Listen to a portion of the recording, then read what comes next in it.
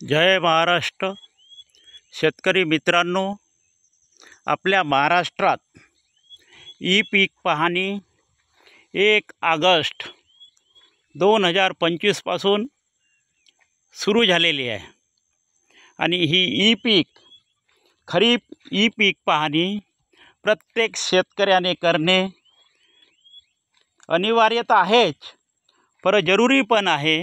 जर आपण ई पीक पाहणी केली नाही तर आपली शेती ही पडीत समजल्या जाईल आणि त्यामुळे आपल्या शेतीचा आपण विमा काढणे, क्रॉप लोन उचलणे, जे इतर कामे आहेत ते पूर्ण आपल्याला काहीच सुविधा भेटणार नाही। त्यामुळे आपला खूप नुकसान होऊ शकतो।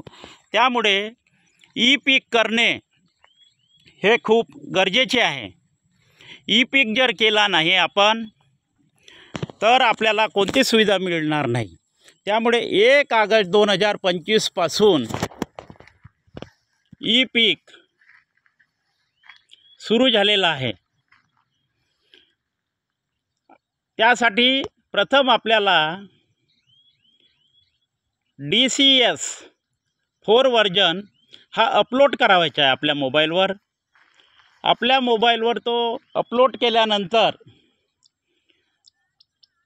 तो वर्जन अपलोड झाल्यानंतर तिथे आपल्याला आपला मोबाईल नंबर टाकायचा आहे।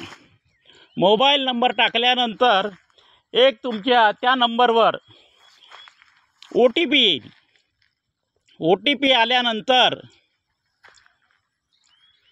ते OTP आपल्याला लिहायचे आहे। त्यानंतर तो ॲप पूर्ण खुलेल।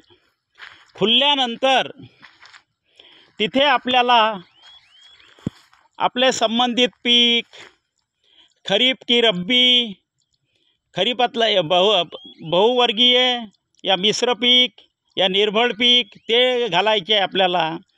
आणि हे सर्व लिहिल्यानंतर त्याच्यानंतर आपला गट क्रमांक लिहायचा आहे, क्षेत्र लिहायचं आहे आणि हे सर्व झाल्यानंतर त्याला आपल्याला पूर्ण हे प्रोसेस झाल्यानंतर सिंचनाबद्दल लिहायचं आहे, प्रवाही या इंधनवीर, म्हणजे हे सर्व काही लिहिल्यानंतर त्यात आपल्याला समोरच्या म्हणजे फोटो अपलोड करायचा आहे। आणि फोटो अपलोड करताना जोपर्यंत आपण आपल्या चौरस शेतीमध्ये कोणत्याही बाजूने 20 मीटर आतमध्ये जात नाही तोपर्यंत आपल्या फोटो तिथे स्वीकारल्या जाणार नाही।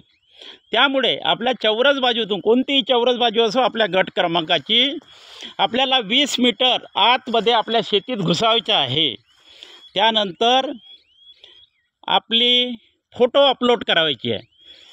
प्रथम एक फोटो घेतल्यानंतर पुन्हा दुसरी फोटो घ्यायची आहे आणि 2 फोटो पूर्ण झाल्यानंतर ते माहिती एकदा तुम्ही अपलोड करायच्या अगोदर पूर्ण वाचून घ्या आणि सर्व जर बरोबर असेल तर तुम्ही तो अपलोड करायचा आहे।